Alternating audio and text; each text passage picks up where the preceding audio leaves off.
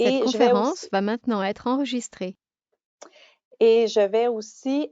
pour les gens qui sont au téléphone, soyez sans crainte, vous aurez des périodes pour poser vos questions également. Alors, je vais passer la parole immédiatement à Jean-Philippe et puis je vous souhaite une bonne rencontre. Merci beaucoup, Hélène. Merci encore une fois au CEPOC de nous permettre d'utiliser cette plateforme-là pour pouvoir, au fond, faire des petites présentations comme ça. Je pense que jusqu'à maintenant, c'est un bel outil, puis on est bien content de pouvoir communiquer avec vous. Donc, moi, le but, au fond, de ma présentation à moi, ça se veut peut-être plus un rappel. Je pense que plusieurs d'entre vous, vous êtes assez familiers avec le fonctionnement, au fond, là, de l'agence de vente et la façon, la mécanique de gestion des sorties des agneaux. Mais c'est peut-être pas mauvais de faire peut-être un petit rappel, puis de voir un peu ce qui se passe, surtout en période où l'offre va dépasser la demande. Donc, c'est ça.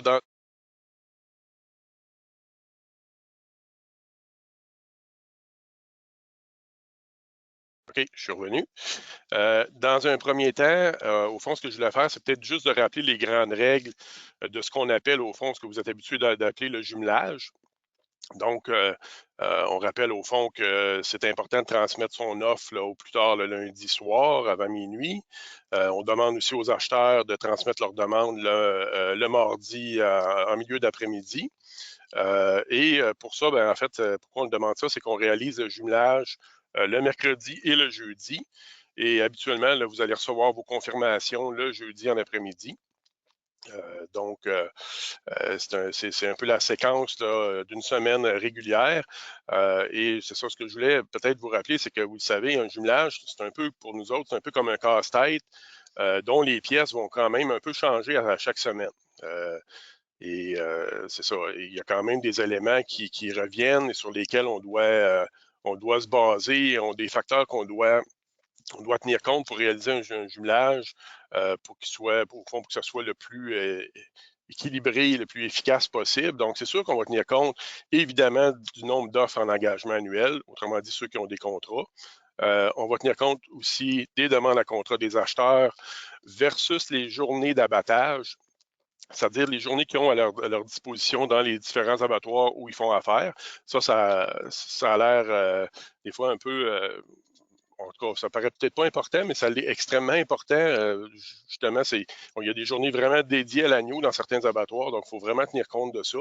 Et évidemment, le transport, c'est un élément qui est très, très important et les fréquences de transport qu'il y a d'associer à certaines régions qui ont des transports qui ne sont pas nécessairement toutes les semaines.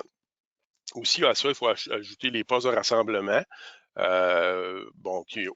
Qu'il faut évidemment tenir compte pour pouvoir, quand on confirme les livraisons, il y a différents postes de rassemblement. Il faut évidemment en tenir compte. Et aussi, on a parfois des demandes de certains producteurs qui ont des demandes particulières, que ce soit associées au transport ou parce que pour X raisons, on ne peut pas livrer telle ou telle journée. On essaie d'en tenir compte le plus possible. Évidemment, on veut faire plaisir au plus grand nombre possible de producteurs, mais des fois, ce n'est pas toujours possible. On essaie d'équilibrer ça le plus possible, mais c'est l'objectif, de tenir compte de tout ça et d'avoir un jumelage qui va être le mieux équilibré possible. Maintenant, qu'est-ce qui arrive si on est en situation de ce qu'on peut appeler de déséquilibre, c'est-à-dire qu'une situation où l'offre va dépasser la demande? Et qu'on va avoir malheureusement à reporter la sortie d'un certain nombre d'agneaux. Évidemment, on va devoir s'appuyer sur le règlement sur la vente en commun des agneaux lourds, mais aussi sur le gros bon sens. C'est sûr qu'on se rappelle que dans le règlement, la priorité va toujours, la priorité numéro un, c'est toujours les engagements annuels qui ont priorité de sortie au moment où on pourrait avoir une offre qui dépasse la demande. Mais ensuite, évidemment, c'est ceux qui n'ont pas de contrat, donc les ventes en hebdomadaire, les ventes hebdo. Mais ça peut arriver parfois, rarement, une fois qu'on a reporté toutes les ventes en hebdo, qu'on ait aussi à reporter les contrats. C'est pas arrivé souvent. On l'a vécu récemment autour de la période de Pâques avec la situation de la COVID. On a eu des demandes qui ont chuté quand même passablement. Donc, on a eu à réajuster avec l'offre qu'on avait qui dépassait nécessairement. Donc, évidemment, les agneaux à contrat ont dû être reportés, mais généralement, ce n'est pas des choses qui arrivent très souvent. Si ça arrive, ce qu'on va faire, c'est qu'on va diminuer là, proportionnellement les quantités offertes pour chacun des producteurs, mais en faisant preuve de gros bon sens. On s'entend que quelqu'un qui a un contrat de 5 agneaux aux 3 semaines, ça va être assez difficile de couper un agneau puis de dire, regarde, tu le livreras la semaine d'après, ça n'aurait comme pas de bon sens. Ce qu'on va faire généralement dans ces cas-là, on va les reporter complètement la semaine suivante. Ça va peut-être être plus facile pour lui de s'organiser pour le transport, parce qu'on veut éviter justement là, de mettre quelqu'un dans le trouble là, pour le transport en coupant des petites quantités d'agneaux. C'est sûr qu'on essaie d'être le plus équitable possible, comme je le disais tantôt, envers tous les détenteurs d'engagement annuel, autant les 2 semaines que les 3 semaines. On veut pas créer de situation de manquement, ça c'est certain, on veut éviter ça. C'est sûr que là, on est dans une période où on est considéré comme force majeure, où il y a des manquements qu'on peut voir qui sont tolérés.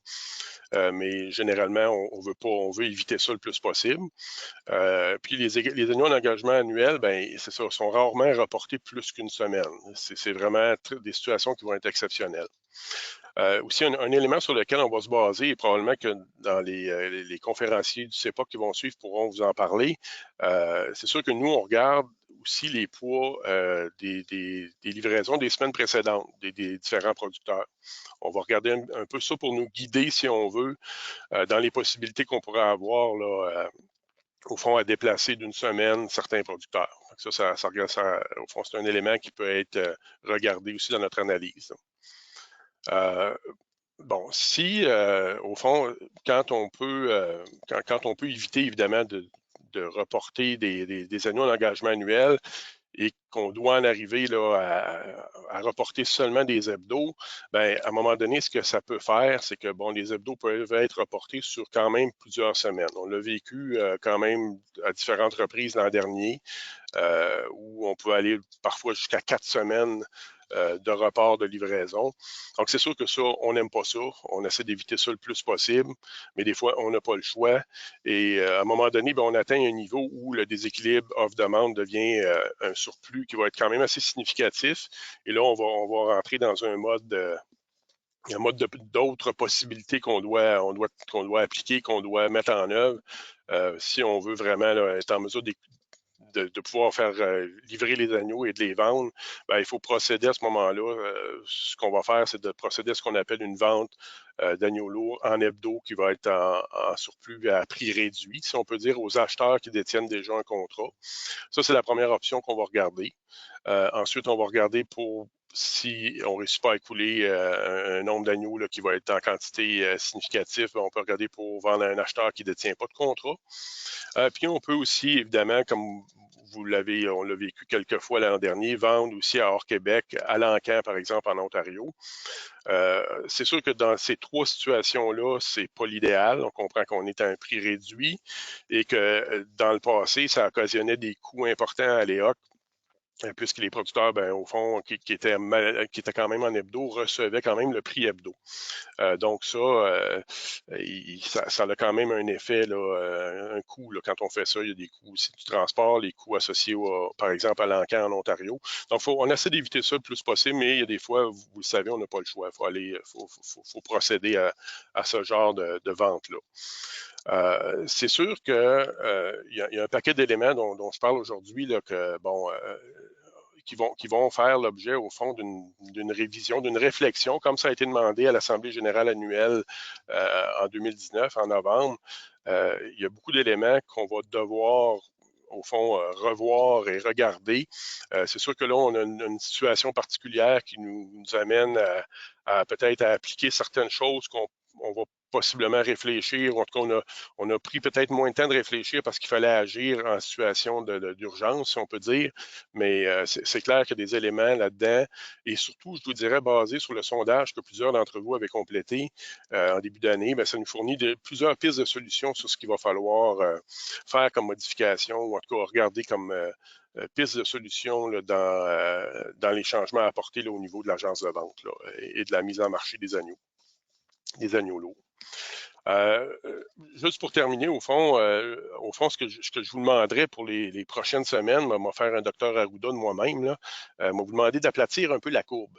Parce que, au fond, ce qu'on voit dans les dernières semaines, même, je dirais que pratiquement depuis le début de l'année, il y a souvent des déséquilibres offre-demande. Donc, on a plus d'offres que de demandes qui sont causées par une offre d'agneau en engagement annuel à la première semaine des 3 semaines. Pour ceux qui détiennent un contrat aux 3 semaines, souvent, on l'a vu, beaucoup d'entre vous qui avez des 3 semaines, vous annoncez les agneaux tout au complet, tout votre contrat la première semaine.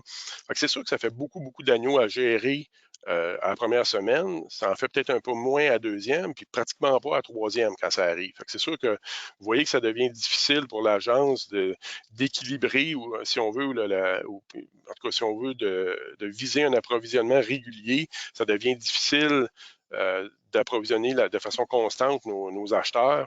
Et ça, c'est pas évident. On a vu parfois l'inverse. Je l'ai vu l'an passé à quelques reprises où c'était l'inverse. On voyait des annonces qui étaient faites, au fond, pour des contrats de 3 semaines à la troisième semaine, donc aucune pendant les 2 premières semaines, puis exemple, un 40 agneaux qui nous arrive à la fin aux 3 semaines. C'est sûr que, évidemment, c'est permis dans le règlement, de la façon que le règlement est fait actuellement, mais dans la mesure du possible, si on peut, si c'est possible, d'équilibrer puis d'offrir, au fond, un approvisionnement régulier puis de garder à peu près le même nombre de contrats sur une base hebdomadaire, c'est beaucoup plus facile à gérer là, et plus facile d'approvisionner les acheteurs qui détiennent un contrat. Donc, si c'est possible de le faire, puis je vous invite même à le faire en période de force majeure, dans la mesure du possible, maintenez votre engagement annuel, puis évitez les manquements. Oui, il n'y aura pas de manquement jusqu'au 13 juin. On vous rappelle que c'est la période de force majeure qui a été autorisée par la Régie des marchés agricoles. Ça va jusqu'au 13 juin. Après cette période-là, on revient à la normale. Donc, si vous faites 2 manquements consécutifs ou 3 manquements non consécutifs, ben, ça peut occasionner la perte du contrat. Fait que moi, c'est à peu près ça, au fond. Puis si vous me permettez, là, juste pour terminer, je voulais remercier mon équipe à l'agence de vente, là, Karina et Joanne, qui font un très, très, très bon travail, surtout dans les conditions où on est actuellement à distance. Vous ne l'avez peut-être pas trop remarqué, mais on réussit là, quand même à fournir là, tous les services habituels, là, en espérant que ça ne paraisse pas trop de votre côté. Donc, je voulais remercier mon équipe pour le travail qui d'après moi, super bien fait actuellement. Moi, ça serait tout de mon côté.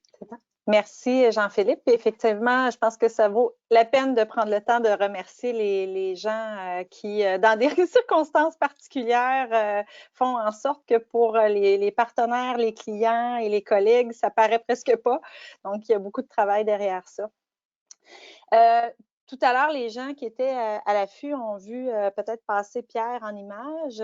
Pierre, je pense que tu souhaitais faire une courte intervention pour compléter les propos de Jean-Philippe. Donc, Pierre Lessard, qui est président de l'EOC. Merci, merci Hélène. Je vais rester sans dessin. Je ne mettrai pas mon image. Je vais compléter le docteur Arruda. En fait, au niveau des planifications, Jean-Philippe parlait des planifications sur 3 semaines. Les variations qu'on a eues sont clairement interprétées par l'équipe, par le comité de mise en marché, par des gens qui, en fait, analysaient beaucoup plus les marchés et les prix.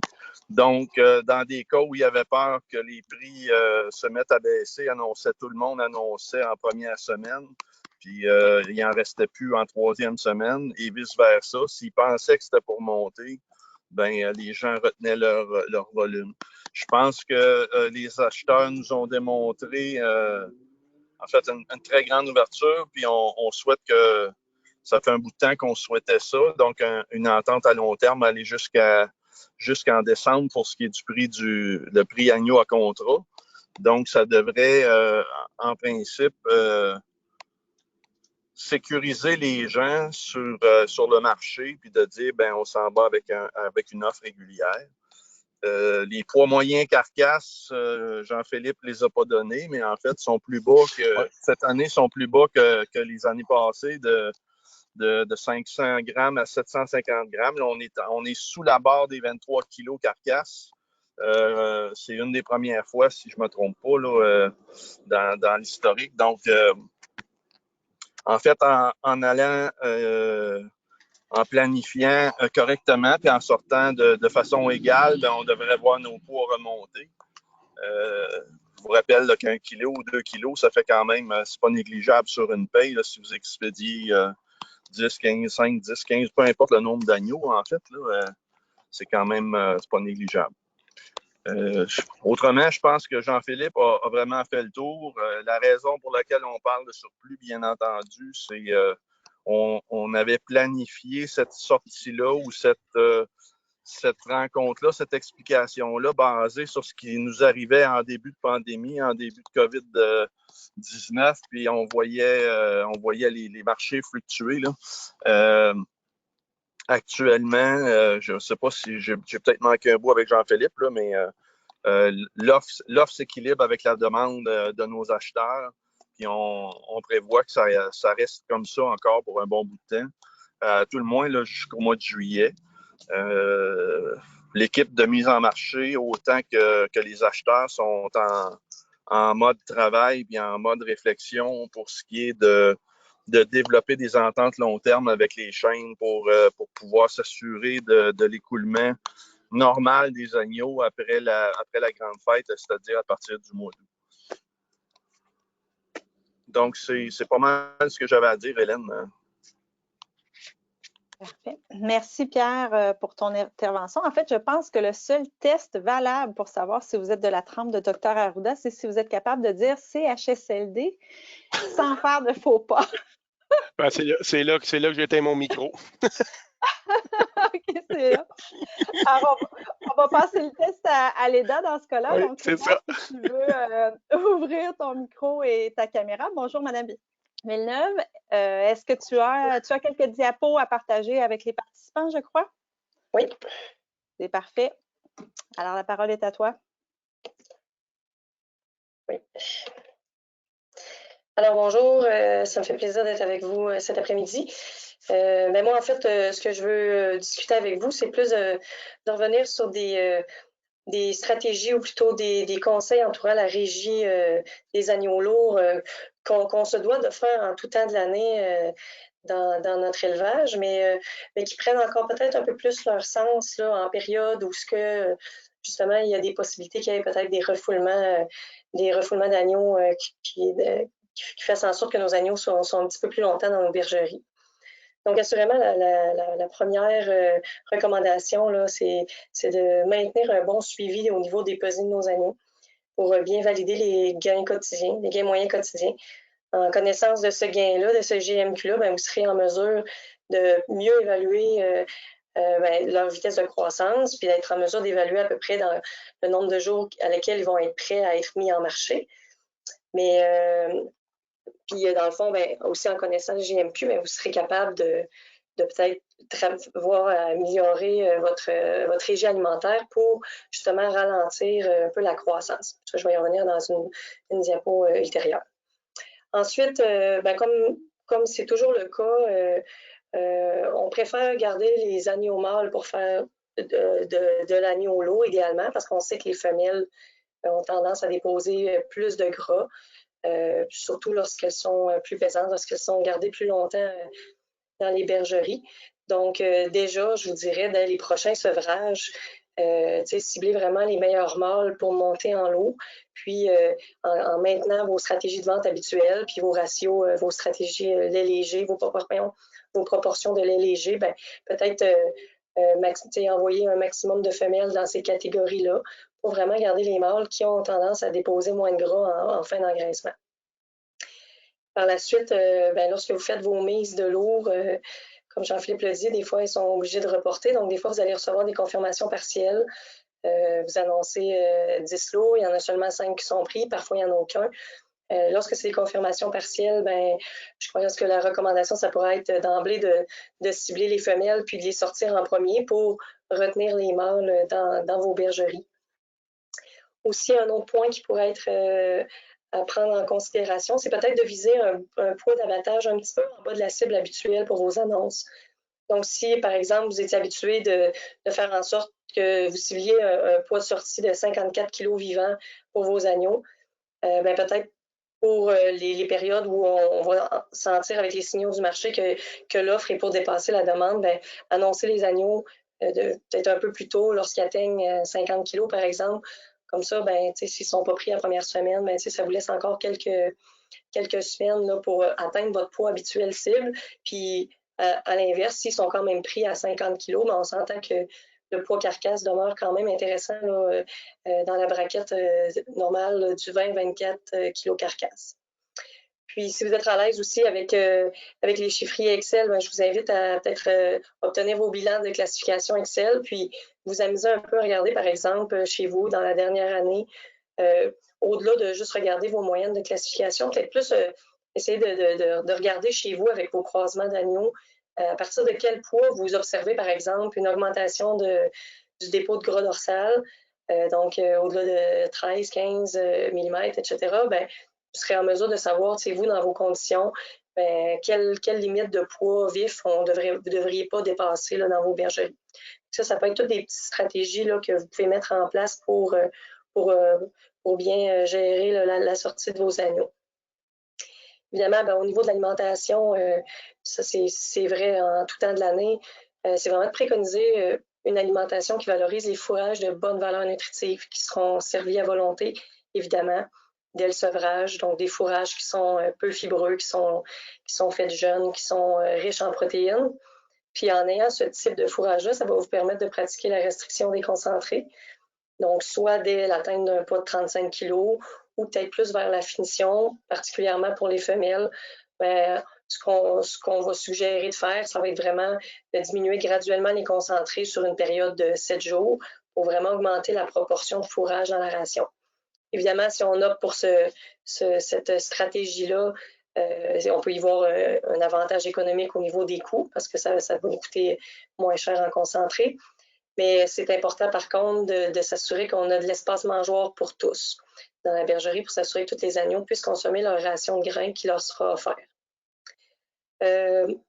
Au même titre que, ben, en fait, que ce soit en restriction ou non, c'est sûr que l'utilisation d'un mélange maison, par exemple avec un grain produit à la ferme, auquel on ajoute une proportion de supplément pour obtenir une moulée en finition qui va peut-être tourner autour d'un 14-15 de protéines, peut permettre de faire des économies de coûts d'alimentation intéressants. Puis évidemment, on n'oublie pas les minéraux dans cette possibilité-là. Au niveau des fourrages, comme je le mentionnais, c'est d'augmenter le ratio fourrage concentré. C'est sûr que, je le répète parce que c'est super important, c'est de toujours utiliser des très bons fourrages. Si vous n'avez pas un fourrage de qualité, c'est sûr que c'est peut-être pas une avenue intéressante parce que ce qu'on veut, en fait, c'est vraiment de faire en sorte qu'il y ait une plus grande proportion des besoins énergétiques et protéiques des agneaux qui soient comblés via les fourrages. Donc, ce qu'on veut, c'est vraiment ça, puis on ne veut pas les faire maigrir nécessairement en leur offrant un fourrage de moyenne qualité, par exemple. Puis, brièvement, là, ceux qui auront assisté à la GA de l'EOC l'an dernier, le chercheur Paul-Louis Maes de Guelph était venu présenter des résultats puis de recherche qu'il a fait sur l'alimentation des agneaux en Ontario. Puis, il avait ciblé vraiment, lui, que les rations avec un 40 à 60 de fourrage permettaient aux agneaux d'avoir des performances techniques qui sont comparables à celles d'agneaux qui étaient nourris, par exemple, avec des rations avec des hauts niveaux de concentré comme 80 ou même 100 Puis ça, bien évidemment, ça permettait d'avoir une santé ruminale beaucoup plus intéressante, donc une réduction des cas d'acidose, puis une réduction des coûts de ration. Petit retour aussi d'une dizaine d'années en arrière, il y avait eu l'étude sur la valorisation fourragère des agneaux à l'engraissement qui avait été fait au CEPOC, qui avait obtenu des résultats intéressants aussi là, pour les agneaux alimentés avec une proportion de 60 de fourrage. Je n'ai pas ramené les gains ici, mais c'était plus pour montrer la période d'engraissement. Donc, avec le 60 de fourrage, on avait obtenu des agneaux qui atteignaient le poids cible d'abattage de 47 kg en 122 jours, puis même au pâturage en 147 jours. Donc, c'est sûr que c'est des méthodes qui sont peut-être plus économiques pour engraisser les agneaux, puis qui vont permettre justement de ralentir un peu leur croissance, puis possiblement de mieux étaler l'offre que vous aurez à avoir à faire au niveau de vos agneaux sur le marché. Ensuite, en période où justement les agneaux sont refusés à quelques reprises, qu'il y a un certain refoulement dans nos bergeries, l'utilisation du pâturage peut être une avenue intéressante pour engraisser les agneaux. J'ai fait la semaine passée là, justement un webinaire là, sur la gestion des pâturages là, qui est disponible encore en rediffusion. Puis d'ailleurs, ça l'a emmené ce webinaire-là à aller faire une petite revue de littérature justement sur l'engraissement des agneaux au pâturage. Donc, dans le prochain Novin Québec, là, vous allez avoir accès à un article là, sur cette thématique-là.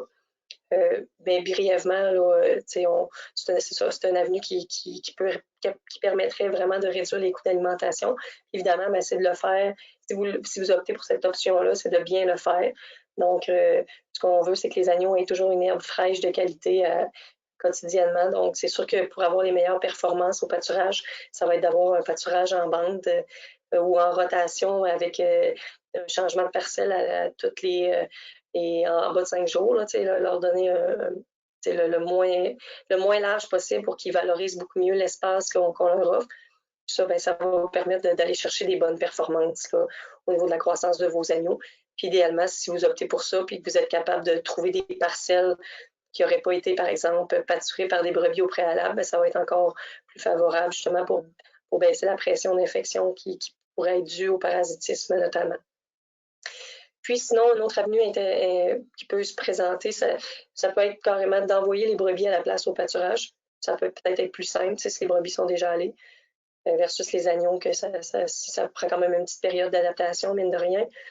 Mais à ce moment-là, vous allez gagner de l'espace en bergerie, puis ça va vous permettre d'avoir plus d'espace pour les agneaux que vous engraissez à l'intérieur.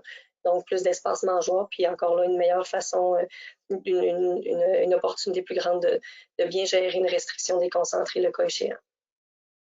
Donc, moi, ça faisait un petit peu le tour. C'est des rappels, somme toute, peut-être de base pour plusieurs. C'est des recommandations agronomiques qu'on véhicule d'année en année qui sont toujours vraies, que ce soit dans une année standard ou dans une année comme celle-ci qui est particulière. Je pense que si on respecte tous ces grands principes-là, on serait en mesure là, de produire des agneaux avec des bons gains, puis d'être capable de vraiment étaler vos offres sur le marché pour justement permettre de ne pas trop déséquilibrer l'offre sur le marché. Donc, moi, sur cette note, je serais prête à passer la parole à mon collègue Gaston. Merci, Léda. Il y a des principes de base aussi qui s'appliquent concernant les programmes alimentaires pour les humains en confinement qui ont tendance à surconsommer malheureusement. Alors, on les retire aussi, question de les adapter dans toutes circonstances. Merci, Léda, pour ton intervention. Alors, Gaston, si tu veux ouvrir ta caméra et ton micro, s'il vous plaît. OK. Est-ce que tu me partages ton écran ou tu mets les diapositives toi-même? À ta préférence, Gaston. Oh, les deux sont bons. C'est moins compliqué. Fais-le. Puis de toute façon, ça va être assez facile de savoir quand il faut changer les diapositives. Et voilà. Bon, moi, quand on m'a demandé de faire une petite présentation sur les refoulements, j'ai fait un retour en arrière, puis moi, j'ai eu la chance puis l'opportunité d'avoir des mentors en production ovine. Je vais en nommer quelques-uns, je vais certainement en oublier, c'est les Bélanger, les Parent, les Lavoie, les Coutures. Ils m'ont donné beaucoup d'informations, beaucoup de renseignements, parce que quand j'allais les rencontrer, souvent on faisait des échographies, ça durait plusieurs heures, j'en ai appris beaucoup. Puis particulièrement au niveau du mon premier picot, c'est un vieil éleveur qui m'avait dit ça parmi mes mentors, tu n'arriveras jamais à produire plus de kilos en surchargeant ta bergerie. Fait qu'une sortie retardée, automatiquement, ça conduit évidemment une surcharge de bergerie. Puis pourquoi? Ben, une densité animale trop élevée, ben, c'est un élément majeur pour un stress d'élevage. Puis qui dit stress d'élevage, bien entendu, c'est des maladies. Donc, si on veut parler des conséquences du refoulement, ben, je devrais énumérer toutes les maladies du mouton. Puis je ne pense pas qu'en 5 à 10 minutes, vous êtes intéressé à ce que je vous fasse la nomenclature de tout ça. Mais un peu comme Léda, je vais vous donner des points relativement généraux qui, c'est des rappels pour la plupart du temps, mais qui sont en lien avec les dangers qui vous guettent dans vos bergeries aussi durant l'été. Donc, bon, la première des choses, on va parler de conditions d'ambiance difficiles à contrôler, hein. Nos bergeries sont pas toujours faites en sorte pour l'été, hein. L'été, il peut avoir des augmentations de température et d'humidité importantes dans nos bergeries. Donc, c'est pour ça qu'on parle aussi de ventilation tunnel, parce que si notre ventilation n'est pas adéquate, évidemment, on va avoir des problèmes respiratoires. Puis c'est bien plate de perdre des agneaux qui sont en fin d'engraissement, qui sont prêts. C'est une perte énorme pour vous autres. Évidemment aussi, je vais parler de la litière parce qu'il faut, oui, avoir la meilleure litière possible en saison d'été ou de refoulement, mais si l'accumulation de litière se fait trop rapidement, ou on n'écure pas suffisamment souvent, bien entendu, il va y avoir beaucoup plus d'ammoniac au niveau des conditions d'ambiance, d'où des facteurs vraiment précurseurs des pneumonies, si on veut. Fait qu'on peut passer à la deuxième.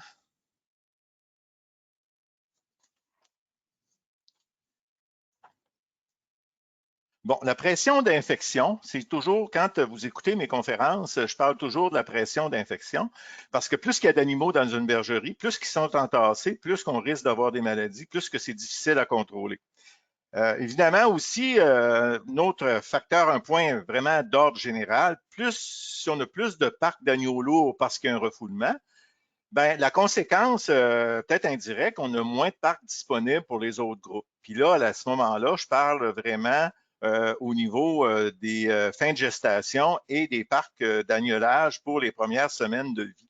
Fait que même si on parle aujourd'hui du refoulement des agneaux lourds, ben, il y a évidemment des conséquences qui peuvent se répercuter dans tout l'univers de la bergerie, si on veut. Puis comme nos agneaux sont les plus vulnérables, je pense que c'est important d'y réfléchir aussi, puis peut-être de trouver des moyens.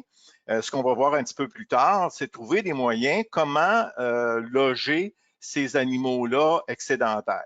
Puis se rappeler aussi que si ça refoule aussi dans la bergerie d'agnelage, on risque d'avoir des mélanges d'âge d'animaux, c'est-à-dire que les plus jeunes agneaux vont donner des maladies, les plus vieux agneaux vont donner des maladies aux plus jeunes, ce qui est vraiment pas souhaitable. Là, je fais une petite parenthèse ici, entre autres, oui, pour les pneumonies, mais oui aussi pour la coccidiose.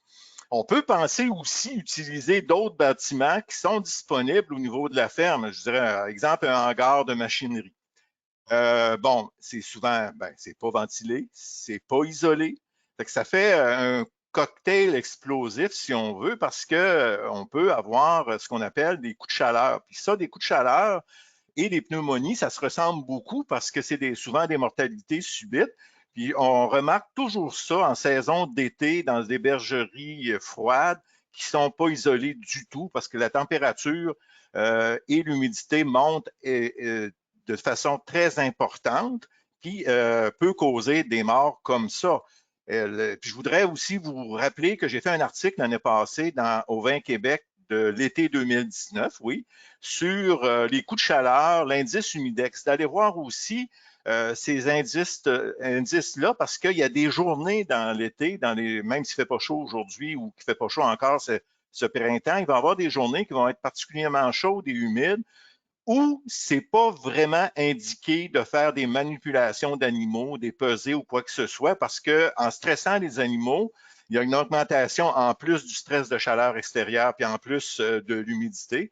Il va y avoir des températures qui vont au niveau intérieur de l'animal, qui vont monter de façon exagérée. Il ne pourra pas non plus perdre suffisamment de chaleur par la sueur, par d'haleter, finalement, par la respiration pour contrôler sa chaleur, d'où les cas de mortalité par coup de chaleur.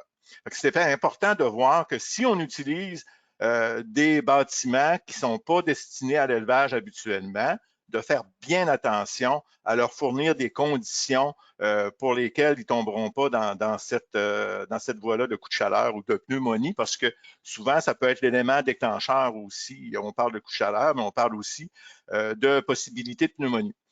J'ai mis aussi blocage urinaire parce que souvent, si on augmente la densité animale de beaucoup, c'est la disponibilité des abreuvoirs qui peut être évidemment insuffisante. Puis quand on parle de disponibilité en eau insuffisant, on parle d'urine plus concentrée, on parle de problèmes qui provoquent une légère infection urinaire, puis qui provoque aussi la précipitation du sable urinaire qui est dans la vessie en calcul, puis des blocages qui s'en suivent. Ça aussi, c'est bien frustrant parce que souvent, ces cas-là sont très difficiles à traiter puis à prévenir parce que, outre de couper le processus urétral, l'appendice vermiforme aussi, on est un peu démuni vis-à-vis des agneaux lourds parce qu'on a les méthodes chirurgicales ou thérapeutiques sont très coûteuses qui pourraient évidemment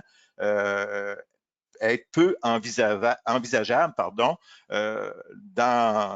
ce qui vous revient comme revenu si vous vendez un agneau lourd. Puis évidemment, s'il bloque, s'il y a une infection urinaire, si on utilise des antibiotiques, ça retarde aussi son envoi à l'abattoir. Donc, on peut passer à la diapositive 3.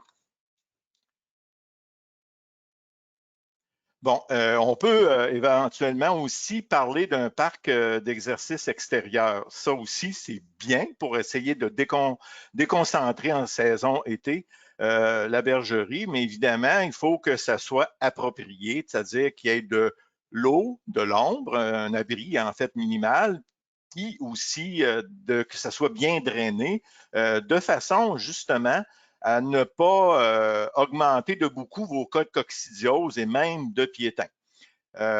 Oui, on peut utiliser aussi les pâturages, pas nécessairement pour le groupe d'agneaux qui retardent, mais plutôt pour d'autres groupes dans votre bergerie. Moi, c'est certain que vous me connaissez, je fais beaucoup la promotion des pâturages parce que je considère qu'au niveau santé et bien-être, c'est quand même une alternative positive pour vos élevages. Par contre, il y a toujours un envers à une médaille. Hein? C'est le parasitisme, la prédation, c'est de faire des clôtures aussi, c'est certain, puis de préparer ces pâturages, mais quand même, c'est une façon aussi de fournir à ces animaux-là une alternative pour déconcentrer votre bergerie. Pour le parasitisme, c'est certain que depuis quelques années, le CEPOC, le MAPAC, la Faculté de médecine vétérinaire, on travaille fort pour donner des outils aux éleveurs, pour aux intervenants vétérinaires et agronomiques pour affronter cette réalité-là, si on veut. Tous nos outils, ces outils-là sont disponibles sur notre site du CEPOC. Puis on est en train aussi avec l'équipe que je vous ai énumérée tout à l'heure de faire d'autres outils, d'aller plus loin dans les conseils qu'on veut donner. Puis on va créer aussi une application mobile au niveau du parasitisme qui va être disponible probablement à l'automne pour les éleveurs et les intervenants. En bergerie, c'est sûr qu'il faut éviter la laine trop longue parce que ces animaux-là, s'ils sont encore nourris au concentré de façon importante, il y a aussi une augmentation de la température corporelle quand on donne beaucoup de concentré, beaucoup d'énergie. Si la laine est trop longue, il y a moins de perte de chaleur. Puis comme je vous disais tout à l'heure, il y a plus de danger d'avoir des coups de chaleur. Par contre, si j'envoie un groupe d'animaux dehors, je les envoie pas frais tondus parce que, évidemment, ils n'auront pas de protection adéquate contre le soleil, ils n'auront pas de protection adéquate contre les mouches, entre autres. Donc, ça prend un petit couvert de laine minimal. Je parle à peu près peut-être 2 cm, devrait être bien suffisant pour faire ce qu'on veut, que la laine peut être protectrice si on veut. Évidemment, quand on a du refoulement dans nos bergeries, ça devient de plus en plus difficile d'assurer une désinfection parce qu'on se sert souvent de la saison d'été, printemps, été, automne pour désinfecter nos bergeries. Mais évidemment, si les bergeries sont trop pleines, ça vous empêche de le faire correctement. Et ça, ça peut avoir des conséquences tout au long de l'année parce qu'on veut couper le cycle de certaines conditions, on veut couper le cycle de la coccidiose, de différentes autres maladies. Fait que si on ne peut pas faire de désinfection parce que nos bergeries sont trop pleines, ça a un impact majeur tout au long de l'année. Puis évidemment, ben, dans tout ça, si je conclus, ben, l'effet du refoulement, ben, il va être variable de ferme à ferme, tout dépendant des conditions qui sévissent en fait dans votre troupeau. À ce moment-là, il faut agir en conséquence, mais toujours penser, comme j'ai fait en introduction, que c'est pas en les surchargeant qu'on va réussir, on va avoir beaucoup plus de pertes et c'est énormément frustrant de perdre des animaux qui sont rendus en fin de cycle, en fin d'engraissement.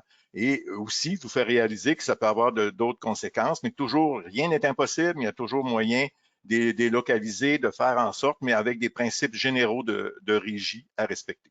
Voilà, ça fait le tour de mon intervention d'aujourd'hui. Merci beaucoup, Gaston. Je vais demander à Jean-Philippe et à Léda de revenir avec nous, s'il vous plaît. Nous sommes rendus donc à la période d'échange et questions. Alors, vous êtes invités à nous signifier par le biais du chat si vous avez une question ou que vous souhaitez faire une intervention, partager une expérience. L'opportunité est là.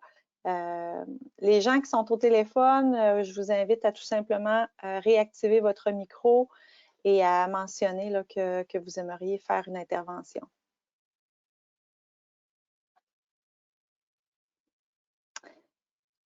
Ma foi, c'était bien clair. Hein? Je ne sais pas, Pierre, si tu es toujours en ligne, si tu souhaitais partager une information complémentaire. Non, ben, en fait, on n'était vraiment pas surpris après-midi. On sait que la température est là. Comme vous avez pu voir au début de vidéo, je n'étais pas à la maison, j'étais dans une cabine. En fait, c'est bien d'avoir... c'est bien de répéter tous ces pratiques-là, en fait, sur l'alimentation, sur la régie de bâtiments, de ventilation, en temps où on peut retarder. On le sait, on l'a dit tout à l'heure, on n'est pas en situation actuellement où on va refouler, mais il y a un dicton qui dit « vaut mieux prévenir que guérir ». Donc, c'est bien de l'entendre, de se préparer. On ne le sait pas, en fait, je suis nullement un porteur d'arc-en-ciel et de dire que tout va bien aller. Je suis plutôt à espérer et à dire que le panier bleu, que l'achat local va faire foi d'une belle mise en marché, même après le mois de juillet. Mais si ça devait se produire où on aurait des ralentissements, ben l'enregistrement est là. En fait, là, les gens peuvent toujours le consulter pour aller revoir la présentation de Léda et de Gaston. S'ils ont des questionnements, ils peuvent soit revoir l'enregistrement de Jean-Philippe ou à tout le moins lui téléphoner à l'agence puis poser les questions si nécessaire. Mais je pense que ça a été clair. Ben, en fait, oui? on a une question qui est entrée pendant ton intervention. Alors, elle s'adresse plus particulièrement à Jean-Philippe, possiblement à Pierre. Donc, est-ce que les acheteurs sont à l'aise avec l'envoi de carcasses plus pesantes si le niveau de gras reste sous les 16 mm? En fait, Jean-Philippe peut en parler. Je peux élaborer pour vous dire actuellement.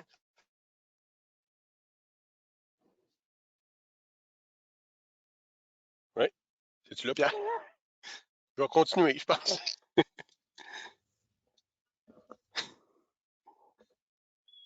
Ah, peut-être ça. Écoutez, regardez, moi, ce que je peux répondre à ça, au fond, c'est que oui, il y en a. C'est un peu, au fond, les acheteurs ont chacun leur marché et ont chacun leurs besoins. Et oui, il y en a certains, effectivement, qui vont être intéressés par des carcasses qui sont quand même un petit peu plus lourdes. et d'autres un peu moins lourdes, mais quand ça reste au fond, dans les intervalles qu'on connaît, là. Oui, c'est ça. C'est sûr que le gras, effectivement, il faut idéalement là, limiter le plus possible et faire en sorte que les carcasses soient en bas du 16 mm. Effectivement, là, les acheteurs en plus que ça, souvent, sont. De toute façon, on connaît vous connaissez un peu la grille de classification. Passer un certain niveau, ouais, en haut de 16, même, bon, peut-être même plus que ça, là, de passer 18 mm, c'est très pénalisant au niveau de la classification. Même chose aussi pour les carcasses. À un moment donné, il faut regarder au niveau de la classification, passer un certain seuil, si on peut dire, de poids. Ça devient peut-être moins intéressant au niveau de la paye aux producteurs. Mais oui, bon, il y a des acheteurs pour des carcasses plus pesantes, ça, oui, il y en a. Tout à fait. Merci, Jean-Philippe. Donc, est-ce qu'il y aurait d'autres questions? Une fois, 2 fois, 3 fois? Alors, comme Pierre l'a mentionné, si vous souhaitez revoir, dans le fond, l'ensemble des discussions que l'on tient depuis quelques semaines, elles sont disponibles. Vous pouvez retracer les liens via la page Facebook du CEPOC. Oh, une question in extremis avant qu'on se rende. Elle est adressée à Gaston. Qu'est-ce qui cause la myosite éosinophilique? Mon Dieu, j'ai fait un Monsieur Arruda de moi-même. Je peux-tu partir? Non, non. Non, c'est une excellente question. Puis écoutez, j'ai été justement par Jean-Philippe et Pierre depuis un an. On regarde qu'est-ce qui se passe là-dessus parce qu'il y a quand même un nombre assez important de carcasses d'agneaux lourds qui sont confisquées, qui sont détruits là, parce qu'ils sont impropres à la consommation. Évidemment, là, je suis en contact aussi avec le MAPAC pour essayer de faire quelque chose au niveau de la recherche, puis une recherche aussi scientifique pour savoir les causes de tout ça, parce que c'est pas clair, en fait, le mouton se trouve être un autre intermédiaire. Il faut qu'il ait été contaminé par des selles de canidés. C'est le chien qui est l'hôte définitif qui va excréter des œufs de ce parasite-là dans l'environnement. L'animal va en manger, puis il va se produire des kystes larvaires dans les muscles. C'est des kystes qui sont, puis je ne vous dis pas de blague, c'est vert. Donc, s'il y en a seulement un, la carcasse n'est pas confisquée au complet, elle est juste parée. Par contre, si les inspecteurs au laboratoire en découvrent plus qu'une, sont confisqués parce que c'est vraiment pas esthétique comme présentation de viande. Mais là, à ce moment-là, la réalité, ce que j'ai eu comme chiffre avec la collaboration du LEOC, c'est que c'est autant dans les abattoirs fédéraux que provinciaux, c'est toute région confondue. Il y a quelque chose qui se passe qu'on ne comprend pas encore. Donc, c'est pour vous dire qu'il y a de la place à la recherche et à de l'étude là-dedans. J'ai des hypothèses que je peux avancer comme ça, mais prenez pas ça pour du cash parce que c'est pas prouvé par des recherches, mais j'imagine que je voulais parler de chiens principalement, de canidés. C'est sûr que dans nos environnements de bergerie, il y a des coyotes. Est-ce que les coyotes peuvent contaminer vos aliments, c'est-à-dire l'ensilage, entre autres? C'est une possibilité parce que aussi, dans tout ce cycle-là, des ruminants sauvages peuvent être aussi les autres intermédiaires. Donc, les ruminants sauvages qui sont consommés par les coyotes, exemple, ou toute bête, tout prédateur qui les consommerait, à ce moment-là, ça poursuit le cycle. J'ai fait un article aussi dans Ovin Québec, d'après moi, c'est automne 2019 là-dessus, en vous disant, ben, il y a aussi le fait que si on dépose des carcasses d'animaux, de brebis mortes ou d'agneaux morts dans l'environnement de ces canidés-là sauvages, on peut contribuer à faire augmenter aussi la prévalence dans vos troupeaux. Puis c'est une maladie que je considère énormément frustrante parce que il n'y a pas vraiment de signe clinique de l'animal qui est atteint. Puis ceux qui ont déjà eu des confiscations de carcasses à l'abattoir, ben c'est souvent, ou la plupart du temps, des très beaux agneaux, qu'il n'y avait aucune raison que vous vous doutiez que cet animal-là pouvait être atteint de myosite éosinophilique. Fait que c'est comme éosinophilique, c'est comme une réaction allergique qui se produit à la larve, si vous voulez, qui est en migration au niveau de la carcasse. Fait que ça, c'est les réponses parce que je me suis informé aussi au niveau des pathologistes, des parasitologistes. Quand on parle de myosite éosinophilique et on parle de sarcosporidiose, il n'y a pas d'autres causes connues présentement qui pourraient causer ces lésions-là de myosite éosinophilique au niveau des carcasses que la présence de ce parasite-là. On en est rendu là. Puis les lésions aussi sont très, on dit pathognomoniques, c'est-à-dire c'est très significatif. Les kystes verts, il n'y a pas d'autres conditions qui vont donner ça. Donc, dans les abattoirs, c'est clair que c'est bien, parce que c'est visuel, c'est bien diagnostiqué. J'ai été aussi voir tant au niveau provincial, abattoir provincial qu'abattoir fédéral depuis 1 an.